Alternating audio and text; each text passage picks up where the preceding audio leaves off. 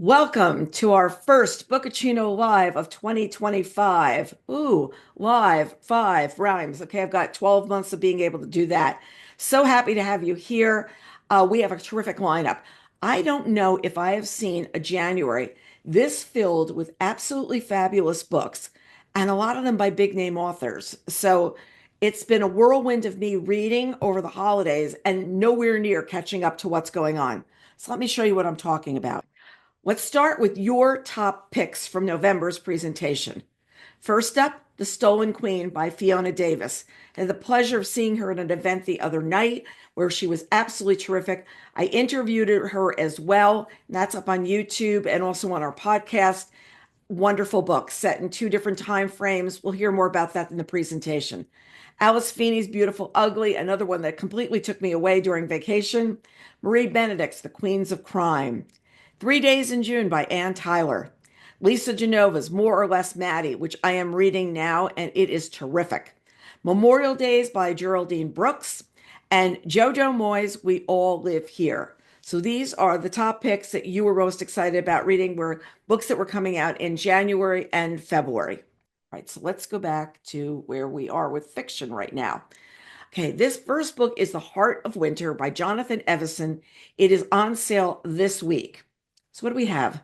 Abe Winter and Ruth Wamaki were never meant to be together, at least if you ask Ruth.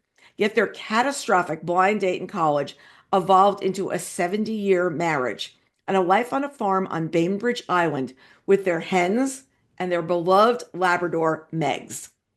Through the years, the Winters have fallen in and out of lockstep, and they're haunting. Let me check something real quick. Hold on one second. No, okay, sorry. And their haunting losses and guarded secrets, a dependable partnership has been forged. Oops, sorry. Oh boy, this is really not going well today. See what happens? Let me start this one again. The Heart of Winter by Jonathan Evison. Abe Winter and Ruth Wamke have never meant to be together, at least if you ask Ruth. Yet their catastrophic blind date in college evolved into a 70-year marriage and life on a farm on Bainbridge Island with their hens and beloved red Labrador Megs. Through the years, the Winters have fallen in and out of lockstep, and from their haunting losses and guarded secrets, a dependable partnership has been forged. But when Ruth's loose tooth turns out to be something much more malicious, the beautiful, reliable life they've created together comes to a crisis. As Ruth struggles with her crumbling independence, Abe must learn how to take care of her, while their three living children question his ability to look after his wife. And once again, the couple has to reconfigure how to be there for each other. Here we've got The Heart of Winter. Next, we've got Homeseeking by Carissa Chen. It's also out this week, and it's January's Good Morning America Book Club pick. Haiwen is buying bananas at 99 Ranch Market in Los Angeles when he looks up and sees sushi, his sushi, for the first time in 60 years. To recently widowed Haiwen, this feels like a second chance. Sushi has only survived by refusing to look back. She was 7 when she first met him in their Shanghai neighborhood, drawn by the sound of his violin. Their childhood friendship blossomed into soul's deep love. But when secretly enlisted in the Nationalist Army in 1947 to save his brother from the draft, she was left with just his violin and a note, "Forgive me." Homeseeking follows the separated lovers through 6 decades of tumultuous Chinese history. And Celeste Ning said this weaves expertly between present and past, a kaleidoscope yet intimate view of the Chinese diaspora. There we've got Homeseeking. Next, we've got The Life Cycle of the Common Octopus. This is both the January Barnes & Noble pick and the Read with Jenna book club pick. So we've got 2 going on this one.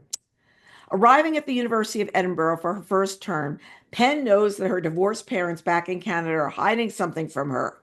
She believes she'll find the answer here in Scotland, where an old friend of her father's and now a famous writer known as Lord Lennox lives.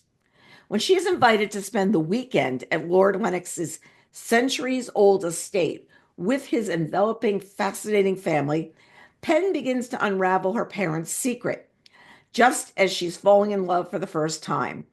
As Penn experiences the sharp shock of adulthood, she comes to rely on herself for the first time in her life. Carly Fortune says this spellbinding debut about friendship, motherhood, first love, and the choices that bind us. Next, we've got Playworld by Adam Ross out this week. Griffin Hurt is in over his head. Between his role of Peter Proton on the hit show The Nuclear Family and the pressure of high school at New York's elite Boyd Prep, along with the increasingly compromising demands of his wrestling coach, he's teetering on the edge of collapse. And then comes Naomi Shaw, 22 years Griffin's senior. Unwilling to lay his burdens on his shrink, whom he shares with his father, mother, and younger brother Orrin, he finds himself in the back of Naomi's Mercedes sedan again and again, confessing all to the one person who might do him the most harm. So there we've got Playworld. Thinking of like a graduate at Mrs. Robinson right now. Next, we've got The Three Lives of Kate K. And this is by Kate Fagan. And this is January Reese Book Club pick and the Target Book Club pick. So once again, 2 picks on a book.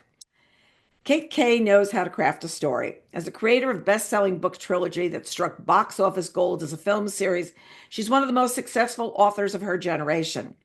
The thing is, Kate K doesn't exist. She's never attended author events or granted any interviews. Her real identity has been a closely guarded secret until now. As a young adult, she and her best friend Amanda dreamed of escaping their difficult homes and moving to California to become movie stars.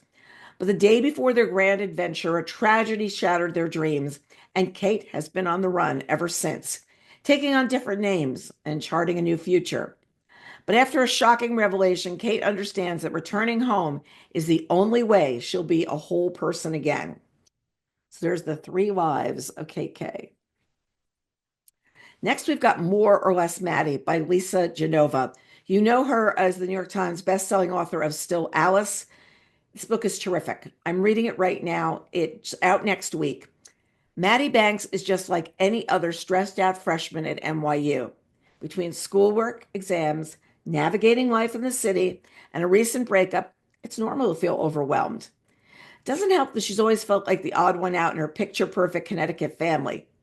But Maddie's latest low is devastatingly low, and she goes on an antidepressant. She begins to feel good, dazzling in fact, and soon spirals high in a wild and terrifying mania that culminates in a diagnosis of bipolar disorder. She struggles to find her way in this new reality, navigating the complex effects that bipolar has on her identity, her relationships, and her life dreams. Maddie will have to figure out how to manage being both too much and not enough. Book is terrific. Jodi Picoult says, quite simply, there is no one like Lisa Genova. And she has really tackled this topic to the point where when I go back and read this book, I feel like I really know Maddie. It's going to be Book Reporter Bets on Selection. I'm hoping to interview Lisa next week or the following. She's going on tour. So take a look at her website, and she's going to be touring someplace near you. Absolutely terrific book because you're really in this girl's head and you see her making these terrible decisions for herself, but realizing she really can't stop herself either. Next, we've got another Bets on Selection. It's also a word of mouth pick. It's What Happened to the McRaes by Tracy Lang. Loved this book. When Kyle McRae gets word that his father has suffered a debilitating stroke, he returns to his hometown of Potsdam, New York, where he doesn't expect a warm welcome. Kyle left suddenly 2.5 years ago, abandoning people who depended on him. His father, his employees, his friends, and not to mention Casey, his wife of 16 years and a beloved teacher in town. He plans to lie low and help his dad recuperate until he can leave again. But the longer he's home, the more he realizes the impact his departure has had on the people he left behind. When he's presented with an opportunity for redemption as the coach of the floundering middle school hockey team, he begins to find compassion in unexpected places. Kyle even considers staying in Potsdam, but that's only possible if he and Casey can come to some kind of peace with each other. This is the kind of story where details are parsed out to you and you get just enough that you know enough about that character to say, but wait, what else do I need to know? and then something else happens, and then something else happens. And the way Tracy has built the whole story in this book, I'm really impressed with because it's about people in ordinary lives and what happens when things happen in ordinary lives and the toll it takes on people. I'm looking forward. I really want to interview her. I interviewed her for her last book, and it's really terrific. And also, it's kind of interesting that's in Potsdam, New York, which is right over the border from Canada. Our neighbor across the street grew up in Potsdam. So every time they walk away freezing cold, or former neighbor, I should say, all I think about is this book and exactly the way she described it. Next, we've got Onyx Storm by Rebecca Yarros coming on January 21st. Those of you who follow the New York Times list or bestseller list are very familiar with Fourth Wing and Iron Flame, which have been on those lists continually since the books came out. Well, Onyx Storm is the continuation of the Empyrean series following Fourth Wing and Iron Flame. It's coming on January 21st. After nearly 18 months at Bagsgaith War College, Violet Sorrengail knows there's no more time for lessons, no more time for uncertainty, because the battle has truly begun, and with enemies closing in from their walls, outside their walls, and within their ranks, it's impossible to know who to trust. And now Violet must journey beyond the failing Aretian wards to seek allies from unfamiliar lands to stand with Navarre. The trip will test every bit of her wit, luck, and strength, but she will do anything to save what she loves: her dragons, her family, her home, and him. Even that means keeping a secret so big it could destroy everything. They need an army. They need power. They need magic. I need the one thing that only Violet can find, the truth. But a storm is coming, and not everyone can survive its wrath. And I'm bringing this book up also for another reason. This is another one of the books where they have the highly designed covers, the edges of the books, all kinds of special features that are built into the books to give them a design and a collector's kind of quality to it. And we're seeing this with a number of titles right now that they came out earlier, and now they've been, I say, redressed and brought back out. And people are buying these collector's editions and are excited about them. There's a collector's edition coming in February for The Nightingale that has beautiful edges on it, and it also has a bookmark in it as well. So we'll have more about that when, closer to when it comes out. But I just want you to be aware that there's something going on right now where books are not just they're not just books to be read; they're object to art, and that's what people are looking for. Next book is Good Dirt by Charmaine Wilkerson. I am listening to this book right now, and I am enjoying it just as much as I did her last book, Black Cake. It's January's top library reads pick, and I definitely see why. It's coming on January 28th. When 10-year-old Ebby Freeman hears the gunshot, time stops. And when she saw her brother, Baz, lying on the floor, surrounded by the shattered pieces of a centuries-old jar, life as Ebby knew it was shattered as well. Crime was never solved, and because the Freemans were one of the only Black families in a particularly well-to-do enclave of New England, the case has had an enduring, voyeuristic pull for the public. When Ebby's high-profile romance falls apart without any explanation, she flees to France, only for her past to follow her there. And she tries to process what's happened. She begins to think about other loss her family suffered on that day 18 years ago. The stoneware jar that had been in their family for generations, brought north by an enslaved ancestor. Very interesting book where she's putting together not only Ebby's life, her life with her brother, centuries old, what happened in the Freeman family, their wealth and prestige, but still color of their skin is not buying them the acceptance that she would assume they would be able to have. Really well done. It's going to be a Bets on Selection. Charmaine is going to be in the States. She is going to be touring. Details of that will be up soon. And I am really looking forward to interviewing her. Next, we've got Tartufo by Kira Jane Buxton coming on January 28th. After nearly losing the election to a geriatric donkey, newly installed Mayor Delizio Michucci can't help but feel like the sun is finally set on the rural Italian village Lazzarini Boscorino. All that's left is Bar Celebratia, a rustic establishment where weary locals gather to quibble over decades-long disputes, submit their poor stomachs to bartender Giuseppino's volcanic espresso, and wonder what will become of the place where together they've spent their entire lives. Little do the villagers know that the local truffle hunter, Giovanni Scarpazza, has just happened upon something that could change everything. A truffle, un tartufo, that is, sits beneath the soil with the power to either be the greatest gift or the foulest curse that the village has ever seen. Shelby Van Pelt says, I savored every page of this book. So there you've got Tartufo. Next, we've got Too Soon by Betty Shamai. It's coming on January 28th.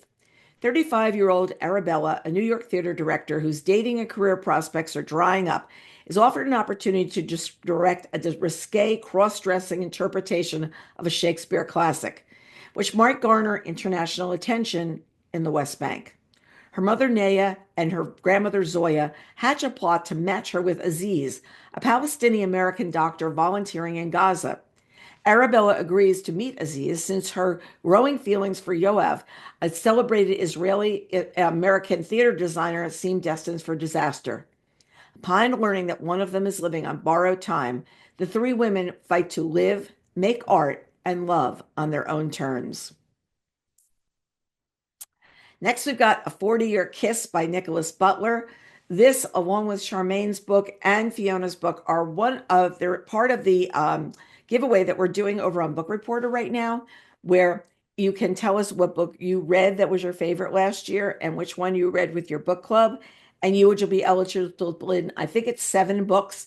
This, Fiona's book, and Charmaine's book, I know are part of it. And the others, I probably can't remember.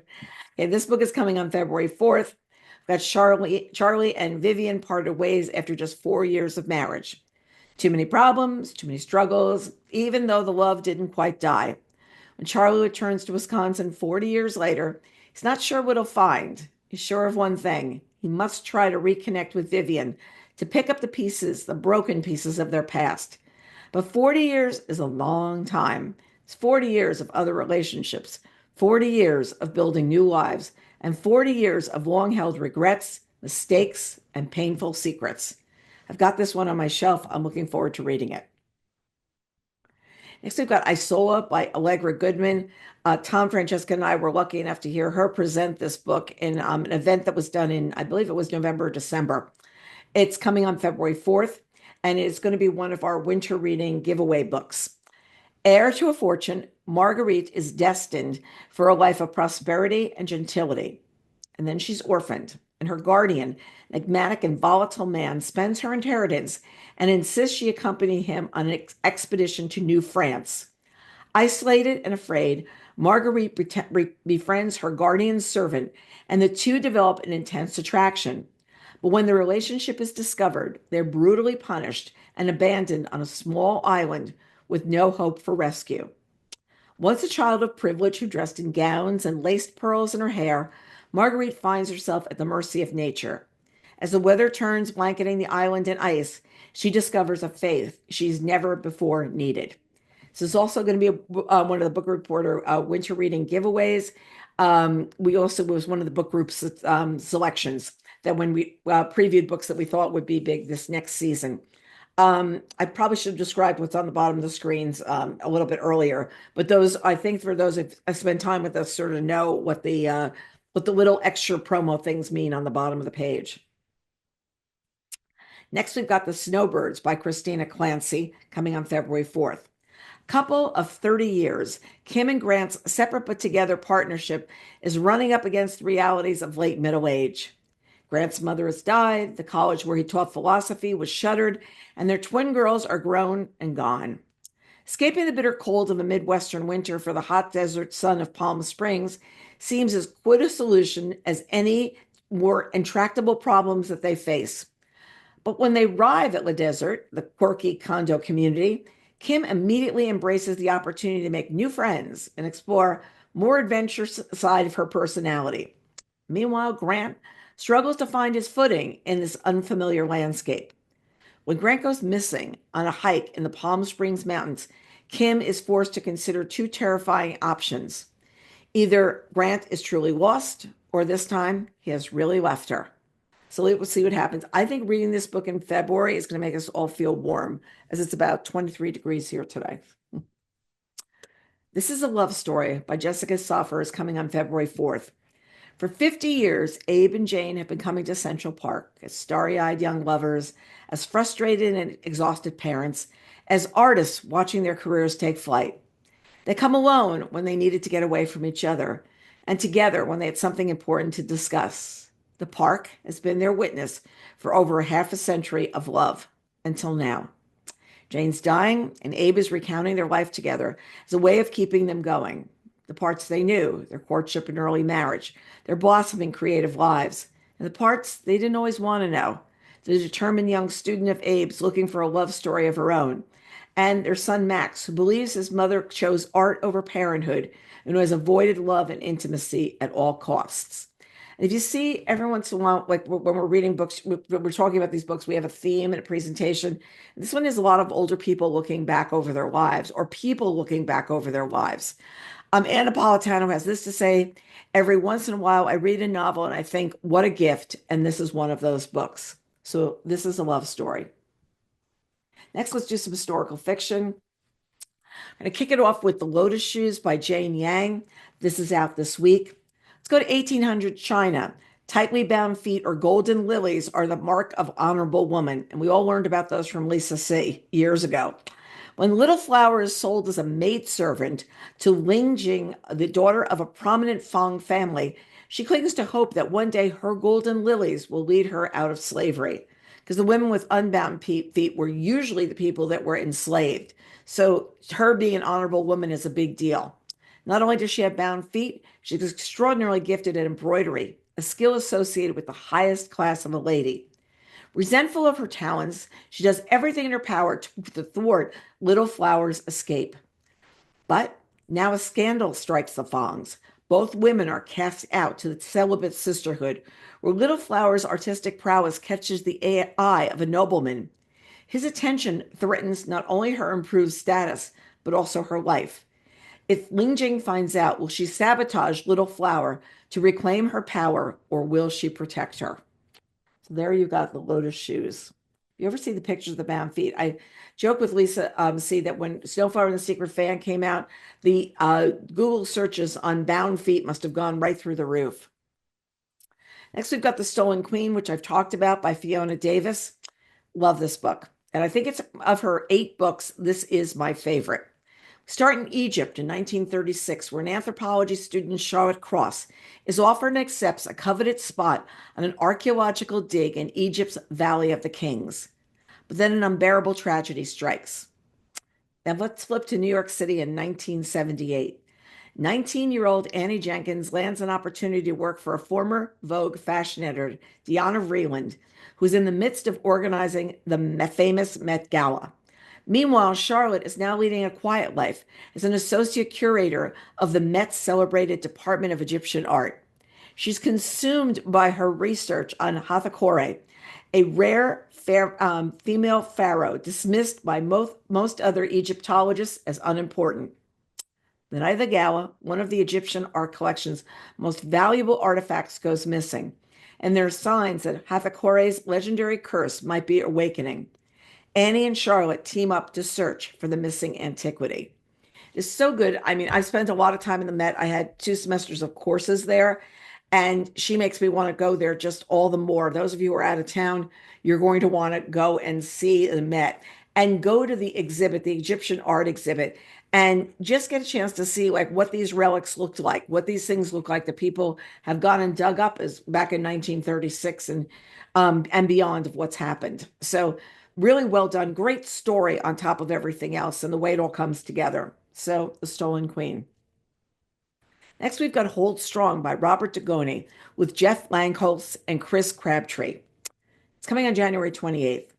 Sam Carlson is projectionist in a small town, Minnesota, where fantasies unspool in glorious black and white for him and his sweetheart, college-bound math whiz Sarah Haber. When the Japanese bomb Pearl Harbor, Sam is sent to the Philippines and captured as a POW. Brutalized but unbroken by the Bataan Death March and POW camps, he's one of 1,800 starved and weakened prisoners herded into the cargo hold of a barbaric hell ship called the Arisen Maru. Survival is doubtful. Determined to use her math skills on the home front, Sarah is recruited to Washington, D.C., into the covert field of code breaking. And now the lives of the two young lovers are about to inadvertently collide in one of the most shocking acts of World War II. You know Robert Dugoni for so many of the books that he's written. There are thrillers, and also a brilliant book, The Extraordinary Life of Sam Hell. So this once again coming January 28th. Next, we've got Harlem Rhapsody by Victoria Christopher Murray. You may not know her name, or perhaps you do, because she was one of the authors of The Personal Librarian, a book that I know was loved, and we did a Bookaccino live book group about it years ago, and it really was one of the most watched videos that we've got.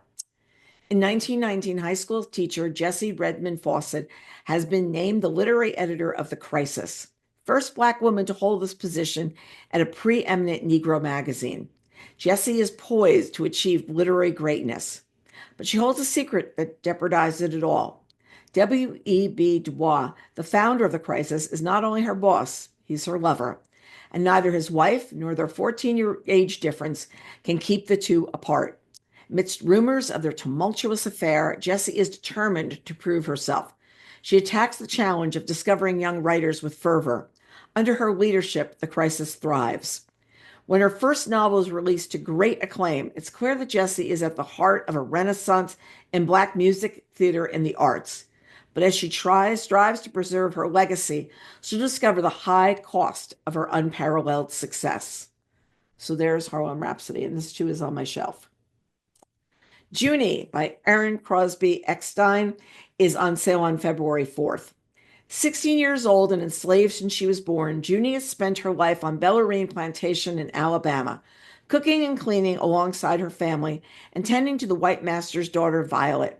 Her daydreams are filled with poetry and faraway worlds, while she spends her nights secretly roaming through the forest, consumed with grief over the sudden death of her older sister, Minnie. When wealthy guests arrive from New Orleans, hinting at marriage for Violet and upending Junie's life, she commits a desperate act, one that rouses Minnie's spirit from the grave, tethered to this world unless Junie can free her.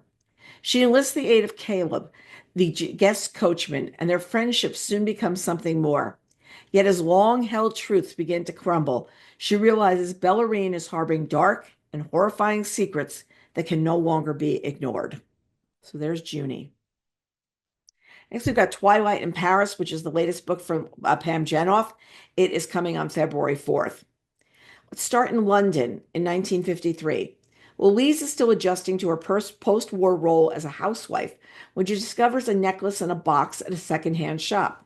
The box is marked with the name of a department store in Paris, and she's certain that she's seen this necklace before when she worked with the Red Cross in Nazi-occupied Europe. That it holds the key to the mysterious death of her friend Franny during the war. Following the trail of clues to Paris, Louise seeks help from her former boss Ian, with whom she shares a romantic history. She races to find the connection between the necklace, the department store, and Franny's death. But nothing is as it seems, and there are forces determined to keep the truth buried forever. So there's Last Twilight in Paris. Next, we've got Mutual Interest, which is by Olivia Wolfgang Smith. When Vivian Lesperance meets Oscar Schmidt, a middle manager at a soap company at the turn of the 20th century, she finds a partner she can guide to build the life she wants. Not least because, more interested in men himself, Oscar will leave Vivian to tend to her own romances with women. But Vivian's plans require capital. So the two pair up with Squire Clancy, scion of an old American fortune. Together they found Clancy and Schmidt, a preeminent manufacturer of soap, perfume, and candles. When Oscar and Squire fall in love, the trio form a new kind of partnership.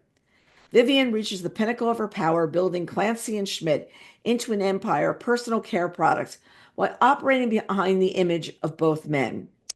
But exposure threatens, and all three partners are made aware of how much they have to lose.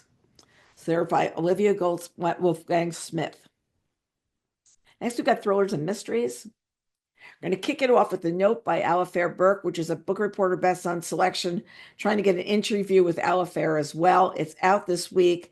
Ashley Elson said, I absolutely love The Note. Trust no one in this irresistible page turner. And that is absolutely sure. So growing up, May Hanover wasn't always a good girl. Raised by a first generation Chinese single mother with high expectations, May didn't have room to slip up, let alone fail. But even good girls have secrets and regrets. And when it comes to her friendship with Lauren and Kelsey, she's had her fair share of both. Their bond, forged when May was just 12 years old, has withstood a tragic accident, individual scandals, heartbreak, and loss. Now the three friends have reunited for the first time in years for a few days of sun and fun in the Hamptons. But a chance encounter with a pair of strangers leads to a drunken prank that goes horribly awry. And when she finds herself at the center of an urgent police investigation, May begins to wonder if Lauren and Kelsey are keeping secrets from her, testing the limits of her loyalty to her lifelong friends. Really, it's got a great pace to it. You're constantly moving in different directions. Yes, you're out in the Tony Hamptons for the adventure, but it's really interesting to see what happens. She did a very good job on this one. I really want to talk to her. Alice Feeney, Beautiful Ugly. This is going to be one of our winter reading selections. It's also one of our bets on, and when she's in town, I'm hoping to speak with her as well. Lisa Jewell calls this a work of genius. Harlan Coben says her best book yet. Unpredictable and unforgettable, says Chris Whitaker. And magnetic and jaw-dropping, says Mary Kubica. So what have we got? Author Grady Green is having the worst day of his life. He calls his wife to share some exciting news as she's driving home. He hears Abby slam on the brakes, get out of the car, and then nothing. When he eventually finds her car by the cliff edge, headlights are on, driver door is open, phone is still there, but his wife's disappeared. A year later, he's still overcome with grief and desperate to know what happened to her. Can't sleep, he can't write, so he travels to a tiny Scottish island to try to get his life back on track. And there he sees the impossible, a woman who looks exactly like his missing wife. So there we've got Beautiful Ugly. And I love the way they did the typography there, which will make it a bear for any single one of us who's trying to type the name of that book and have it look like the cover. Next, we've got The Business Trip by Jesse Garcia. This is also one of the winter reading books that's going to have a contest newsletter and a contest giveaway. So here's what we've got. Stephanie and Jasmine have nothing and everything in common. Two women don't need to know each other, but they're on the same plane. Stephanie's on a business trip, and Jasmine is fleeing an abusive relationship. After a few days, they text their friends the exact same messages about the same man. The messages becoming stranger and more erratic. And then the two women vanish. The text goes silent. The red flags go up, and the panic sets in. When Stephanie and Jasmine are each declared missing and in danger, begs the question, who's Trent McCarthy? What did he do to these women? Or what did they do to him? Shockingly clever, says Lisa Gardner, and wow, nonstop twists and turns, says Frida McFadden. Next, we've got Clever Little Thing by Helena Eklund, and it is coming on the 14th. Charlotte's daughter Stella is sensitive and brilliant, but a recent change in her behavior has alarmed her mother. Following the sudden death of Stella's babysitter, Blanca, the once disruptive and antisocial child has become docile and agreeable. But what's unsettling is that she's become to mirror Blanca's personality, from Blanca's repetitive praises in her accent to fierce cravings for Armenian meat stew after being raised a vegetarian. Charlotte is pregnant with her second child, and she's convinced that Blanca herself is somehow responsible for Stella's transformation. But how could Blanca be entwined in their lives? As Charlotte becomes increasingly obsessed, she is sure that only she can save her daughter, even though it's soon clear that her husband believes all of this is in Charlotte's head. Now, Ashley Adrain, who wrote the book The Push, which I still has me terrified about Pink Little Mittens, said this is sharp and unflinching, a perfectly unnerving story. And if Ashley's saying that, it's completely unnerving. Next, we know this name, Scott Turow. Here we've got Presumed Guilty. Yes, he wrote Presumed Innocent, so now Presumed Guilty. Rusty is now a retired judge, attempting the third act in his life with a loving soon-to-be wife, Bee. But the piece that's taken Rusty so long to find evaporates when Bee's young adult son, Aaron, living under their supervision while on probation for drug possession, disappears. If Aaron doesn't return soon, he will be sent back to jail. Aaron eventually turns up with a vague story about a camping trip with his troubled girlfriend, May, then didn't fight, and a long hitchhike story. Days later, when she still hasn't returned, suspicion falls on Aaron. And when May is subsequently discovered dead, Aaron is arrested and set for trial on charges of first-degree murder. Faced with few choices and even fewer hopes, Bee begs Rusty to return to court one last time to avenge her son and to save their last best hope for happiness. So there we've got presumed guilty. So we've got this guy right from the start. We think he did it. Let's see what happens. Next, we got Witchcraft for Wayward Girls by Grady Hendrix, and this is the #1 indie pick for January. They call them wayward girls, Luke's girls, girls who grew up too fast. And they're sent to Wellwood House in St. Augustine, Florida, where unwed mothers are hidden by their families to have their babies in secret, give them up for adoption, and forget any of it ever happened. 15-year-old Fern arrives at the home in the sweltering summer of 1970. She's pregnant, terrified, and alone. And under the watchful eye of Miss Wellwood, she meets a dozen other girls in exactly the same predicament. Everything they eat, every moment of their waking day, and everything they're allowed to talk about is strictly controlled by adults who claim they know what's best for them. Then Fern meets a librarian who gives her an occult book about witchcraft, and power is in the hands of the girls for the first time in their lives. But power can destroy as easily as it creates, and it's never given freely. So there we've got this from the author, best-selling author of How to Sell a Haunted House. From Frida McFadden, we've got The Crash coming on January 28th. Tegan is 8 months pregnant and desperately wants to put her crumbling life in the rear-view mirror. Then she hits the road, planning to stay with her brother until she can figure out her next move. But she doesn't realize she's heading straight into a blizzard. She never arrives at her destination. Stranded in rural Maine with a dead car and a broken ankle, Tegan worries she's made a terrible mistake. Then a miracle occurs. She's rescued by a couple who offers her a room in their warm cabin until the snow clears. Something isn't right. Tegan believes she was waiting out the storm, but as time kicks by, she comes to realize she's in grave danger. This safe haven isn't what she thought it was, and staying here might have been her most deadly mistake yet. So you've got The Crash. Next, we've got Head Cases by John McMahon, and it is coming on January 28th. FBI agent Gardner Camden is an analytical genius with an affinity for puzzles.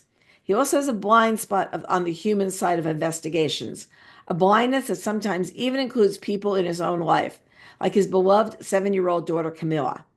Gardner and his squad of brilliant yet quirky agents make up the Patterns and Recognition Unit, PAR, the FBI's hidden edge, brought in for cases that no one else can solve. When DNA links a murder victim to a serial killer long presumed dead, the team springs into action. Second victim establishes a pattern, and the murderer begins leaving a trail of clues and riddles, especially for Gardner. And while the PAR team is usually relegated to working cold cases from behind a desk, the investigation puts them on the road and into the public eye, following in the footsteps of a killer. So I really love this. Matthew Quirk says, a masterfully done game of cat and mouse with an unforgettable cast of characters. Next, we've got The Oligarch's Daughter. It's Joe Finder's first book in a while. Leach Child is saying this is as good as it gets. Coming on January 28th. Paul Brightman is a man on the run, living under an assumed name in a small New England town with $1 million bounty on his head. When his security is breached, Paul is forced to flee into the New Hampshire wilderness to evade Russian operatives who can seemingly predict his every move.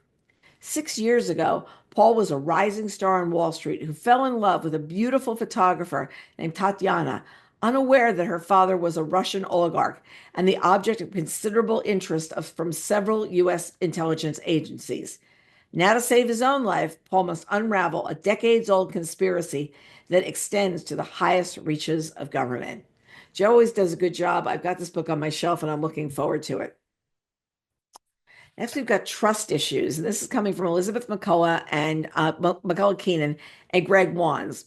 There's a great piece this week in People magazine about Greg Wands and Fiona Davis. They're a couple. They met years ago when he went to one of her book events. He was kind of put up to this by her publicist, her freelance publicist. that sort of matched them together. And as she said at an event the other night, when she saw him, she says, "I'll take one of those." Instantly attracted to each other. They're both writers. They run each other's work by each other. Very, very different kinds of writing, but it melds that they have be able to have some good conversations about what they're working on. It's coming January 28th. Siblings Hazel and Kagan Bailey have been close for a long time, but when their mother passes under mysterious circumstances, an investigation quickly follows, and the siblings are high on the list of possible suspects. As they deal with the emotional tragedy of losing their only living parent, brother and sister are forced to team up against a master con man, someone they once called family. After the silver-tongued trickster disappears with the family fortune, Hazel and Kagan must put aside their differences to track him down. Along the way, they encounter a host of secrets, lies, and double crosses as they dive into the murky waters of their family's past. With an unlikely ally by their side, the siblings race against time, unraveling a web of deceit that's more tangled than they ever would have imagined. So there's trust issues. Next, we've got some memoirs, biographies, and other fiction. First up is Brooke Shields is Not Allowed to Get Old, Thoughts on Aging as a Woman. And it's by Brooke Shields with Rachel Burstrell. It's coming next week. It's going to be one of our winter reading giveaways. And oh my gosh, Brooke Shields has spent her lifetime in the public eye. Growing up as a child actor and a model, her every feature was scrutinized, her every decision judged. Today, Brooke faces a different kind of scrutiny, that of being a woman of a certain age. And yet for Brooke, the passage of time has brought freedom. 59, she feels more comfortable in her skin, more empowered and confident than she did years ago in those famous Calvin Klein ads. Now, in Brooke Shields is Not Allowed to Get Old, she's changing the narrative about women and aging. The remarkable candor, she bears it all, painting a vibrant and optimistic picture of being a woman in the prime of her life, while dismantling the myths that have dimmed that perception for way too long. It's got to be a lot of fun coming from her. Next, we've got a book that's unique. It is the first book biography that has been written by a sitting pope. It's his autobiography. It's called Hope by Pope Francis. It's coming next week. It's the first autobiography in history ever to be published by a pope. Written over 6 years, this complete autobiography starts in the early years of the 20th century with Pope Francis's Italian roots and his ancestors' courageous migration to Latin America, continuing through his childhood, the enthusiasms and preoccupations of his youth, his vocation, his adult life, and the whole of his papacy up to the present day. Recounting his memories with intimate narrative force, not forgetting his own personal passions, he deals unsparingly with some of the crucial moments of his papacy, and writes candidly, fearlessly, and prophetically, yes, across about some of the most important and controversial questions of our present times. So there you've got Hope. Next, we've got the JFK Conspiracy from Brad Meltzer and Josh Mensch coming next week as well. JFK, the 35th president of the United States, is often ranked among Americans' most well-liked presidents. Yet, what most Americans don't know is that JFK's historic presidency almost ended before it began, at the hands of a disgruntled, sociopathic loner armed with dynamite. December 11th, 1960, shortly after Kennedy's election and before his inauguration, a retired postal worker named Richard Pavlik waited in his car on a quiet street in Palm Beach, Florida. He knew the president-elect's schedule. He knew when Kennedy would leave his house. He knew where Kennedy was going. And from there, he had a simple plan, one that could have changed the course of history. And it's the secret plot to kill Kennedy and why it failed. Next, we've got Save Our Souls by Matthew Pearl. It's coming on January 14th as well. This is exactly what I told you, folks. This is a very busy month. It's a true story of a castaway family, treachery, and murder. December 10th, 1887, a shark fishing boat disappeared. On board the doomed vessel were the Walkers, the ship's captain, Frederick, his wife, Elizabeth, their 3 teenage sons, and their dog, along with the ship's crew. Family had spotted a promising fishing location when a terrible storm arose, splitting their vessel in two and leaving those on board adrift on the perilous sea. The castaways awoke the following morning. They discovered they'd been washed ashore on an island inhabited by a large but ragged and emaciated man who introduces himself as Hans. Turns out that Hans had a secret, and as the Walker family gradually came to learn more, what seemed like a stroke of luck to have the mysterious man's assistance become something ominous and something darker. So there's Save Our Souls. Next, we've got I Dream of Joni, a portrait of Joni Mitchell in 53 snapshots. Her life, psyche, evolving legacy are explored here in vivid technicolor, from her child in Saskatoon, Canada, to her arrival in Laurel Canyon that turned her into, as Henry Alford put it, the bard of heartbreak and longing. Each period of Mitchell's life is observed via the artists, friends, family, and lovers she encountered along the way, including James Taylor, Leonard Cohen, Georgia O'Keeffe, Prince, and most significantly, Killaren, the daughter Mitchell gave up for adoption at birth, but then reconnected with decades later. So there's I Am Joni. Next, we've got Three Wild Dogs and the Truth by Marcus Zusak, whose name you might recognize as the best-selling author of The Book Thief. What happens when the Zusak family opens their home to three big, wild, street-hardened dogs? Reuben, more than a hound, Archer, blonde, beautiful, destructive, and the rancously smiling Frosty, who walks like a rolling thunderstorm. The answer can only be chaos. There's street fights, park fights, public shamings, property damages, injuries, hospital visits, wellness checks, pure comedy, shocking tragedy, and carnage that must be read to be believed. The reckoning of the shortcomings and failures, a strengthening of will, but most important of all, an explosion of love and the joy and recognition of family. So there you've got Three Wild Dogs. Next, we've got Cleavage by Jennifer Finney Boylan, Men, Women, and the Space Between Us. Jemmy Boylan, She's Not There, was the first best-selling book written by a transgender American. Since its publication 20 years ago, she's become the go-to person for insight into the impact of gender on our lives. But Cleavage is more than a deep dive into gender identity. It's also a look at the difference between coming out as trans in 2000, when many people reacted to her transition with love, and the present era of blowback and fear. How does gender affect our sense of self, our body image, the passage of time, the friends we lose and keep? She considers her womanhood, reflecting on the boys and men who shaped her, and reconceives of herself as a writer, activist, parent, and spouse. So there you've got Cleavage. Next, we've got Memorial Days by Geraldine Brooks, coming on February 4th. Many cultural and religious traditions expect those who are grieving to step away from the world. In contemporary life, we are more often wet with red tape and to-do lists. And that's exactly what happened to Geraldine Brooks when her partner of more than 3 decades, Tony Horwitz, collapsed and died on a Washington, D.C. sidewalk. After spending their early years together in conflict zones and foreign correspondence, Geraldine and Tony settled down to raise 2 boys on Martha's Vineyard. Their happy life ended abruptly when on Memorial Day 2019, she received the call we all dread.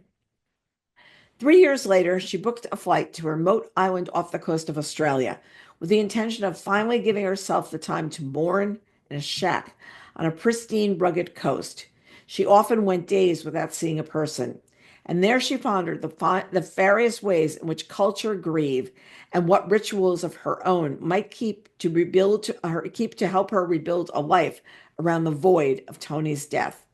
You know her as the author of Horse, and this book just sounds amazing. And I want to see how she actually tracks through this moment of grief. Next, we've got Seeking Shelter by Jeff Hobbs. I interviewed Jeff years ago when he was previewing at Book Expo The Short and Tragic Life of Robert Peace. And I was really impressed with that book. And it's one of those stories that super stayed with me. I saw him present this book at one of the preview events in the fall. And I knew I wanted to be able to read this and probably talk to him again.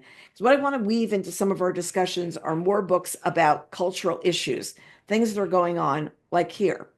In 2018, poverty and domestic violence cast Evelyn and her children into an urban wilderness of Los Angeles, where she avoids the family crisis network that offers no clear pathway for her children to remain together and at a decent school. For the next 5 years, Evelyn works full-time as a waitress, yet remains unable to afford legitimate housing or qualify for government aid.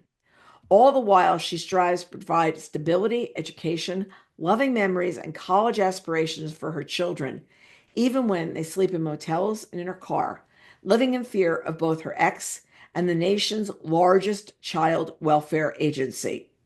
Eventually, Evelyn encounters Wendy Gaines, a recently trained social worker who decades earlier survived her own abusive marriage and housing crisis.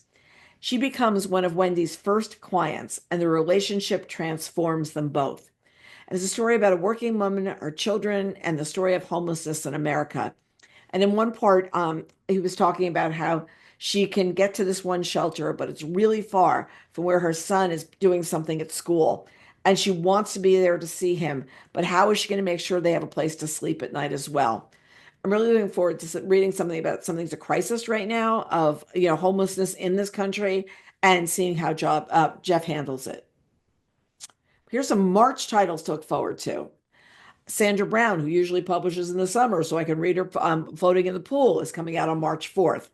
So here we've got Detective John Bowie is one misstep away from being fired from the Eau Claire Police Department in coastal Louisiana. Recently divorced and slightly heavy-handed with his liquor, Bowie does all that he can cope with the actions taken or not taken during the investigation of Chrissy Mellon, a teenage girl who's disappeared more than 3 years prior. But now, Crisis Point, a long-running true crime television series, soon to air an episode documenting the unsolved case. Beth Collins, a senior producer on Crisis Point, is convinced that Chrissy's disappearance was not an isolated incident. A string of disappearances of teenage girls in nearby areas has only one thing in common. They took place on the night of a blood moon. In the last-ditch effort to find the truth, Beth leaves New York City for Louisiana to enlist Detective Bowie in helping her figure out what happened to Chrissy and the true culprit before he acts on the next blood moon, which is in 4 days' time. So there you go. I can't remember which moon is the blood moon. I should know these things. Next, from El Casamano, we've got Finley Donovan digs her own grave. Finley Donovan, this series is just such fun. This one, new installment is coming on March 4th. And they also work as standalones. Yes, it'd be better if you've read everything, but you're going to catch up on what Finley and Vera are doing pretty quickly. Finley Donovan and her nanny partner in crime, Vero, not always gotten along in Finley's elderly neighborhood. Finley's elderly neighbor, Mrs. Haggerty, the community busybody, and the president of the neighborhood watch. When a dead body is discovered in her backyard, Mrs. Haggerty needs their help. At first, she's a suspect, and Mrs. Haggerty is cleared by the police, but her house remains an active crime scene. She has nowhere to go except the Finley's house right across the street. Finley and Vero have no interest in getting involved in another murder case or sacrificing either of their bedrooms. But when the focus of the investigation widens to include Finley's ex-husband, Stephen, Finley and Vero are left with little choice but to get closer to Mrs. Haggerty and uncover her secrets before the police start digging up their own. But who is going to solve the mystery first? Police or Finley and Vero? I'm putting my money on Finley and Vero. Janet Ivanovich says Finley Donovan is irresistible, and yes, she is. Next, we've got One Good Thing coming from Georgia Hunter. You know her as the author of We Were the Lucky Ones. It's coming on March 4th. 1940, Amelia Romanga, Lily, and Esty have been best friends since meeting at the University of Ferrara. There's a war being fought across borders, and in Italy, Mussolini's racial laws have deemed Lily and Esty descendants of an inferior Jewish race. But life somehow goes on until Germany invades northern Italy, and the friends find themselves in occupied territory. Esty convinced Lily to flee first to a villa in the countryside to help hide a group of young war orphans, and then to a convent in Florence, where they pose as nuns and forge false identification papers for the underground. When disaster strikes at the convent, a critically wounded Esty asks Lily to take a much bigger step, to go on the run with Esty's son, Theo. Terrified to travel on her own, Lily sets out on an epic journey south toward Allied territory through Nazi-occupied villages and bombed-out cities, doing everything she can to keep Theo safe. So, Esty and Theo on the run. One Good Thing from Georgia Hunter. Next, we got The Antidote from Karen Russell. She's the author of Swamplandia. The antidote happens on Black Sunday as a historic dust storm ravages the fictional town of Uz, Nebraska. But Uz, or Uz, is already collapsing, not just under the weight of the Great Depression and the Dust Bowl drought, but beneath its own violent histories. Karen Russell's novel follows a prairie witch whose body serves as a bank vault for people's memories and secrets. A Polish wheat farmer who learns quickly how a hoarded blessing can become a curse. His orphaned niece, a basketball star, and witch's apprentice in furious flight from her grief. A voluble scarecrow and a New Deal photographer whose time traveling camera threatens to reveal both the town's secrets and its fate. That's Antidote. Next, from Chris Bajalian, we've got The Jackal's Mistress, which is coming on March 11th. Virginia in 1864. Livy Stedman's husband has been away for so long she can barely conjure his voice in her dreams. While she longs for him in the night, fearing him dead in a Union prison camp, her days are spent running a grist mill with her teenage niece, a hired hand, and his wife. It's an uneasy life in the Shenandoah Valley, and Libby awakens every morning expecting to see her land a battlefield. And then she finds a gravely injured Union officer left for dead in a neighbor's house. Captain Jonathan Weybridge of the Vermont Brigade is her enemy, but he's also a human being, and Libby must make a terrible decision. Does she leave him to die alone, or does she risk treason and try to nurse him back to health? And if she succeeds, does she try to secretly bring him across Union lines, or she might negotiate a trade for news of her own husband? So there we've got The Jackal's Mistress. Next, we've got A Map to Paradise by Susan Meisner. She's the best-selling author of Only the Beautiful. It's coming on March 18th. Their name on the Hollywood blacklist and her life on hold, starlet Melanie Cole has little choice in company. There's her next-door neighbor, Elwood, but the screenwriter's agoraphobia allows just short chats through open windows. He's her sole confidant, though, as she and her housekeeper, Eva, an immigrant from war-torn Europe, rarely make a conversation. And then early one morning, Melanie and Eva spot Elwood's sister-in-law and caretaker, June, digging in his beloved rose garden. After they don't see Elwood anymore, where could the man who never leaves the house possibly have gone? As they try to find out if something happened to him, unexpected secrets are revealed about all three women, leading to an alliance that seems the only way for any of them to hold on to what they can still call their own. But it's a fragile pact, and one little spark could send it up in smoke. So Kate Quinn said this is tender and touching. It's got this Paris Express by Emma Donoghue. You know her as the best-selling author of Room. It's coming on March 18th. This is based on the 1895 disaster that went down in history when it captured in a series of surreal, extraordinary photographs. The Paris Express is set on a train packed with a fascinating cast of characters who hail from as close to Brittany and as far as Russia, Ireland, Algeria, Pennsylvania, and Cambodia. Members of parliament hurry to Paris to vote. A medical student suspects a girl may be dying. A secretary tries to convince her boss of the potential of moving pictures. Two of the train's crew build a life away from their wives. A young architect makes a terrifying plan, and much, much more. So there you've got the series of photographs and what happens with the Paris Express. Next, from Patty Callahan Henry, who is the author of The Secret Book of Flora Lee, we've got The Story She Left Behind.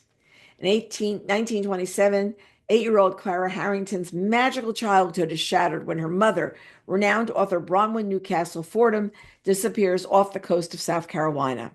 Bronwyn is stunned. The world, with a book written in invented language, could only become a national sensation when she was just 12 years old. Her departure leaves not only a devoted husband and a heartbreaking daughter, but the hopes of ever translating the sequel of her landmark work. 1952, Clara is an illustrator raising her own daughter, Winnie. And one day a stranger knocks. A stranger named Charlie Jensen contacts her from London, claiming to have discovered a handwritten dictionary of her mother's lost language. Compelled by the tragedy of her mother's vanishing, Clara crosses the Atlantic with Winnie. The Jameson family retreat, nestled in the Lake District, Clara must find the courage to uncover the truth about her mother and the story she left behind. And Ariel Lawhorn said, "This is layered with magical storytelling. It's not to be missed." Next, we've got The Summer Guests by Tess Gerritsen. I loved her last book, which was set in this little town in Maine. Lee Child says Gerritsen is a born storyteller, and he is absolutely right. When the former spy Maggie Bird retired to the seaside hamlet of Purity, Maine, with Purity, Maine as the town, she settled in for a quiet life with breathtaking views. But enemies from her past soon threatened to destroy everything. She survived thanks to her wits and the collective intelligence of the Martini Club, the circle of ex-CIA friends in her cocktail-sipping book club. The handiwork, however, caught the attention of a young police chief, Joe Thibodeau. Joe and her neighborhood ex-spies have an uneasy alliance. After a teenager disappears and Maggie's neighbor becomes the prime suspect, she joins the investigation, determined to prove her friend's innocence. But the girl's wealthy family pushes for an arrest. And when authorities discover a long dead corpse in a nearby pond, the case becomes doubly complicated with the unthinkable ties to long buried secrets. I am so looking forward to reading this book. I love the cast of characters that she's put together in this one. And next, from Harlan Coben on March 25th, we've got Nobody's Fool. Sammy Kearse, a young college grad backpacking in Spain with friends, wakes up one morning covered in blood, and there's a knife in his hand. And behind him is the lifeless body of his girlfriend, Anna. He doesn't know what happened. He screams, drown out his thoughts, and then he runs. 22 years later, Kearse is now a private investigator, is a new father who's working off his debts by doing low-level surveillance jobs and teaching wannabe sleuths at a night school in New York City. One evening, he recognizes a familiar face at the back of the classroom. It's unmistakably Anna. And as soon as he makes contact with her, she bolts. For him, there's no choice. He must find this woman and solve the impossible mystery that has haunted his every waking moment since that terrible day. So, was she dead or wasn't she? And what ended up happening? You know, in Harlan's hands, we're going to be all over the place. Next, from Ashley Winstead, we've got This Book Will Bury Me, also coming on the 25th. The unexpected death of her father, college student Jane Sharp, longs for a distraction from her grief. She becomes obsessed with the true crime, befriending armchair detectives who teach her how to hunt killers from afar. So when news of the shocking death of 3 girls in Delphine, Idaho takes the world by storm and sleuths everywhere race to solve the crimes, Jane and her friends are determined to beat them. But the case turns out to be stranger than anyone expected. They begin to suspect that the killer may be smarter and more prolific than any they faced before. Told 1 year after the astounding events that concluded the case, when Jane has finally decided to break her silence about what really happened, she tells the true story of the Delphine massacres, and what she has to confess will shock even the most seasoned true crime fans. So there's This Book Will Bury Me. Next, we've got Twist from Colin McCann, coming on March 25th. Anthony Fennell, an Irish journalist and playwright, is assigned to cover the underwater cables that carry the world's information.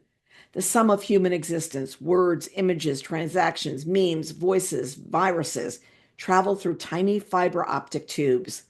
But sometimes the tubes break at an unfathomable depth. Farrell's journey brings him to the west coast of Africa, where he uncovers a story about the raw human labor behind the dazzling veneer of the technological world. He meets a fellow Irishman, the mysterious John Conway, who's a skilled engineer and free diver capable of reaching extraordinary depths. When the ship is set up the coast to repair a series of major underwater breaks, both men learn that the very cables they seek to fix carry the news that may cause their lives to unravel. And you know him as the author of Let the Great World Spin. So here you've got Twist with a cover that will definitely jump out to me as it's turquoise.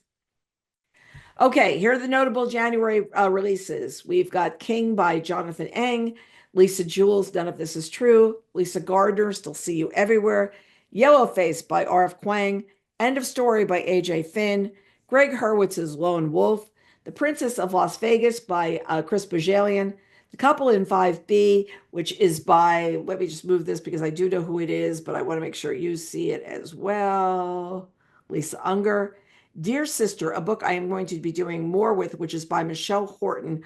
It's a memoir about secrets, survival, and unbreakable bonds. I interviewed her at the Morristown Festival of Books. I'm going to set up another interview with her because this book now has some expanded chapters in it.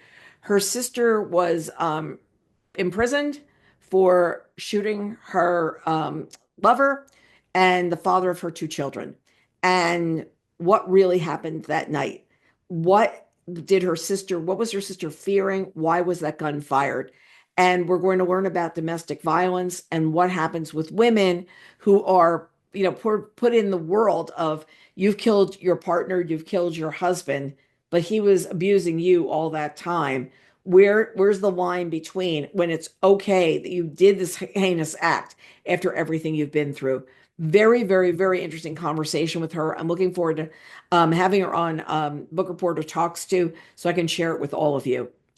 El Cosimano, Finley Donovan rolls the dice. They're on their way to Atlantic City. First Eye Wins by Ashley Elston, which was one of the biggest books of last year. And Tamron Hall's Watch Where They Hide. So there you've got the biggest January paperback releases. I'm going to have to touch somewhere on the screen because I touched the screen. Okay, their Book Reporter Talks to videos and podcasts. We've got Fiona Davis and we've got Sharon Vertz. I think there's an issue on the Fiona one we're fixing.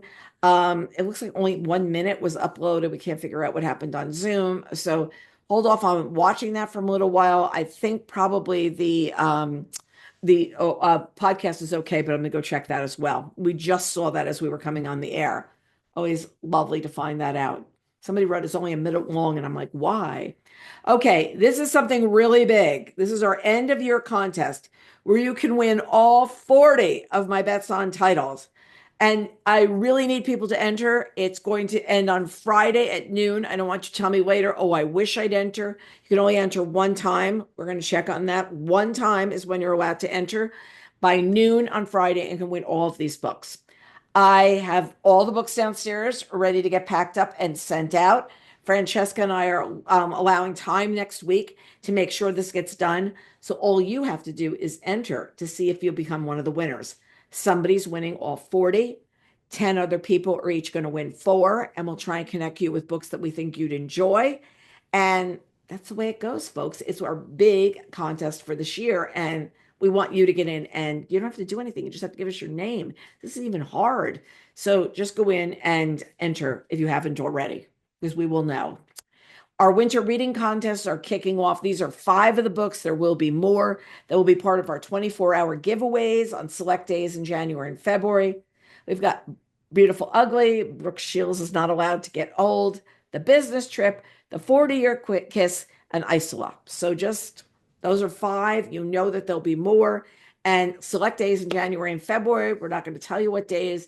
You need to check the site, or you need to sign up for the winter reading newsletter. If you do that, you'll never miss a contest. We send a note out at noon on the day of the contest, and you have just 24 hours to enter. Next this week on Word of Mouth, we've got Scott Turow's presumed guilty and what happened to the McRaes as the prizes. So all you've got to do is jump on Book Reporter, tell us what you've read, and you will be entered to win. And you win both books. 3 people win. So you need to jump on that and get on that like right now. The contest is going to be a week from Friday. I'm correct on that. A week from Friday, this one ends. So you have time. All you have to do is tell us what you've read and a line about it. Okay? So not difficult. Free books. Look at this. Free books I love. Now, also, you go out to reading group guides and you share your favorite books of 2024. And what we want to know is, what was your favorite book you read on your own, or your favorite book that you read with your group? And this is the prize that you get. You will get all of these 7 books sent to you.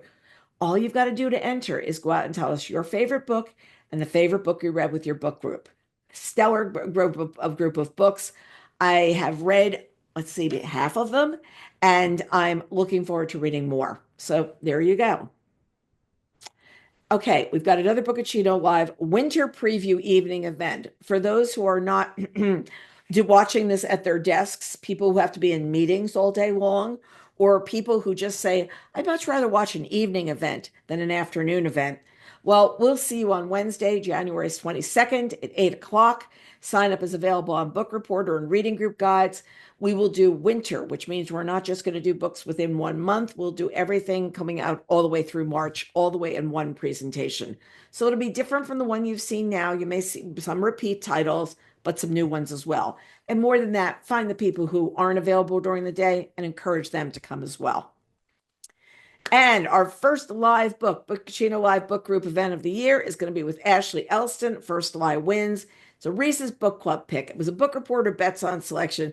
This book sold so many copies last year. It was her first foray writing for adults. Before that, she had written YA books, and it has just been a phenomenon. And it's one of those books with twists and turns that is absolutely terrific. So you need to read it in advance. It's actually coming out in paperback on the 28th, but don't wait till then. Just read it now. We're going to do this on Wednesday, January 29th at 8 o'clock at night. Sign-ups available on Book Reporter and Reading Group Guides, and we're really looking forward to this program.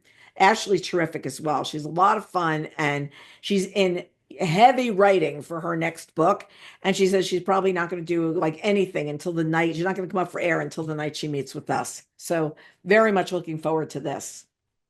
And our next Bookaccino Live book preview event, the one that happens on Wednesday afternoons, will be happening on Wednesday, February 12th at 2 o'clock in the afternoon. And we are going to be sharing books that are coming from February 11th through March 4th and a book week ahead in April. And hopefully at that event as well, we'll be able to announce at least one, maybe two more of our Bookaccino Live book group authors. We are going to sit down and meet on that. We had hoped to do it earlier, like in the year, but there were only 2 days last week, and we're only 3 days into this week. So we're not as ahead as we'd like to be. But there you've got it. This is what we've got going on right now. And we look forward to seeing you all next time for Bookaccino Live. Thanks so much for joining us.